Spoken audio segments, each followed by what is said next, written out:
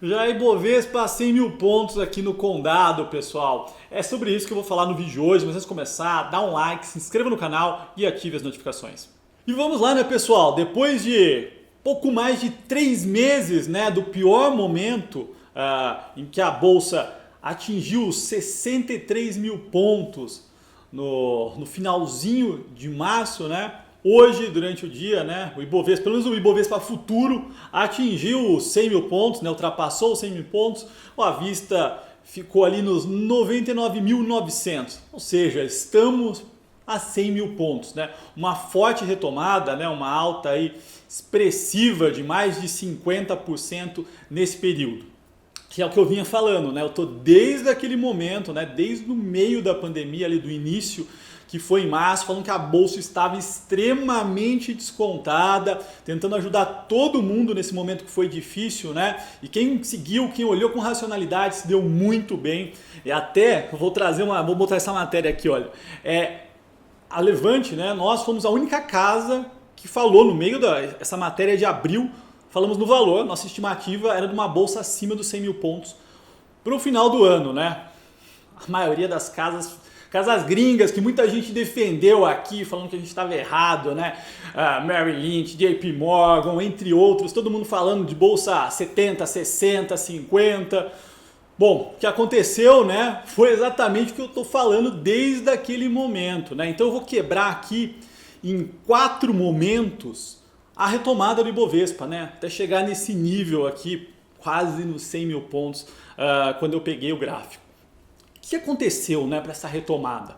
Bom, eu já falei muitas vezes sobre isso, né? A queda foi irracional, foi pânico, né? Eu acho que todo mundo hoje consegue olhar para março e entender que aquele movimento foi desproporcional, foi um efeito manada mesmo, mas naquele momento a maioria das pessoas não conseguia entender que o mundo não ia acabar.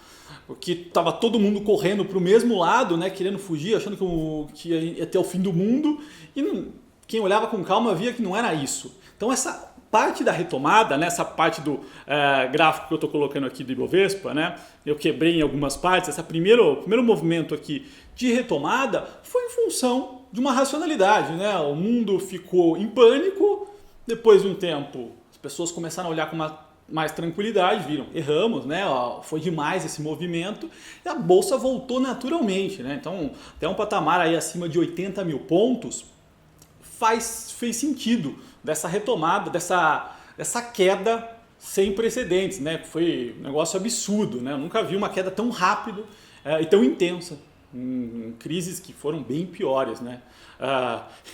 E aqui eu espero que muita gente, né? Eu sempre vejo nos comentários, muita gente comprou ou conseguiu segurar, que esse era o grande objetivo, né? No meio de um caos desse, a gente via vários oportunistas querendo provocar ainda mais caos, né? Outras pessoas falando que era para vender tudo a 65 mil pontos, né? Que era um absurdo, mas gerava muito mais receita esse tipo de discurso alarmista, né? A gente sempre foi muito pé no chão, recebemos muitas críticas, mas acho que agora fica claro. O segundo momento foi o momento em que os bancos centrais, né? Então essa retomada aqui dos 80 para os 90 mil pontos, foi a segunda razão, foram os bancos centrais agindo fortemente, né? Então aí os bancos centrais reduziram juros, isso já começou, né, ali em abril, entretanto a gente teve um movimento mais massivo, né? Banco Central, programas fiscais, juros praticamente zerados, começaram a estimular a economia. A gente começou a ver de fato um efeito, né, da abundância de dinheiro no mundo, inclusive no Brasil, já comentei isso aqui muitas vezes, né? A Selic é 2,25, não tem mais onde investir, as pessoas estão tomando mais risco, né? Precisam tomar para ter alguma rentabilidade nos investimentos, e isso está acontecendo, a gente está vendo o número de pessoas na bolsa crescendo, apesar de ser muito baixo, né? Pouco mais de 1% da população brasileira, isso vem crescendo de forma expressiva, tá? Aí tivemos aí um terceiro momento, né? Que foram o início dos dados americanos positivos, né? Tanto americanos quanto China, né? A China começou a reportar alguns dados que mostraram uma retomada rápida. A China é a menos afetada por essa crise toda. Os Estados Unidos, como eu disse, né, são muito rápidos na queda e na retomada. E o que a gente começou a ver? Geração de emprego, né? maio foi um mês de forte, maio e junho, né? Foram meses de forte geração de empregos na economia americana, mostrando que eles estão retomando rápido, tá? Então isso ajudou a impulsionar ainda mais os mercados, né? Eu falei muito que os mercados emergentes estão muito correlacionados, né? A gente viu essa retomada dos emergentes em geral e aqui acompanhando também. Então é um grande ponto importante. Mas o quarto ponto, né, mais importante para a nossa economia, né, para o nosso mercado, que fez a Bolsa subir mais de 2% hoje e está descorrelacionado um pouco com as economias globais, foi o dado de vendas no varejo que saiu hoje pela manhã de maio, tá? Então o dado foi muito positivo, quando a gente olha aqui, né, mostrou um crescimento de maio em relação a abril de 13,9%, bem acima do esperado pela média do mercado, tá? E o que isso demonstra? Maio, a gente estava ainda em quarentena, né? Boa parte de São Paulo ainda está. São Paulo que é muito representativo na economia brasileira. Então o que isso mostrou? Que mesmo parada a economia ainda, a gente em quarentena, São Paulo trabalhando meia fase, o Brasil conseguiu mostrar uma retomada no varejo, que é o setor mais afetado. Lógico, obviamente, numa quarentena, né, as pessoas estão impedidas de circular, a economia do varejo é o que mais sofre. E mostrou aqui uma retomada expressiva, né?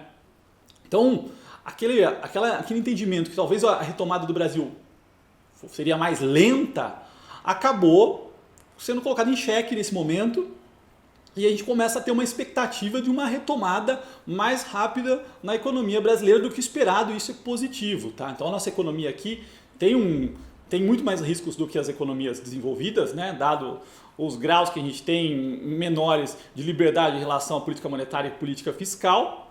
Entretanto, algumas coisas estão começando a acontecer. Os efeitos de todas as políticas adotadas aqui, né, tá começando a aparecer já em maio. Isso aqui é muito positivo, tá? Então o mercado vai olhar atentamente em relação a isso. Esse é um ponto principal. A retomada da economia, né, aquele descasamento entre fluxo e fundamento, que é o grande dilema do investidor agora, começa com um dado aqui bem positivo, dando mais certeza, dando uma melhora do lado do fundamento, né? E como a gente tem muita liquidez no mundo, isso acaba sendo muito positivo, tá, pessoal? Então vamos aguardar, vamos acompanhar, mas foi uma retomada rápida, né? Pouco mais de 3 meses aí. Espero que muita gente tenha se recuperado já com as carteiras, aplicado mais e aprendido com esse momento que não foi fácil, entretanto passamos por ele. E lembrando, pessoal, eu estou fazendo nessa semana, né, todos os dias aulas ao vivo para falar um pouco mais sobre essa estratégia de investimento, né? Essa estratégia que eu comecei, né, a falar muito desde o início dessa quarentena. Então, não estou fazendo no YouTube. Quem quiser acompanhar, vou deixar o link aqui embaixo, tá bom? Bom, se você gostou desse vídeo, dá um like, se inscreva no canal e até a próxima.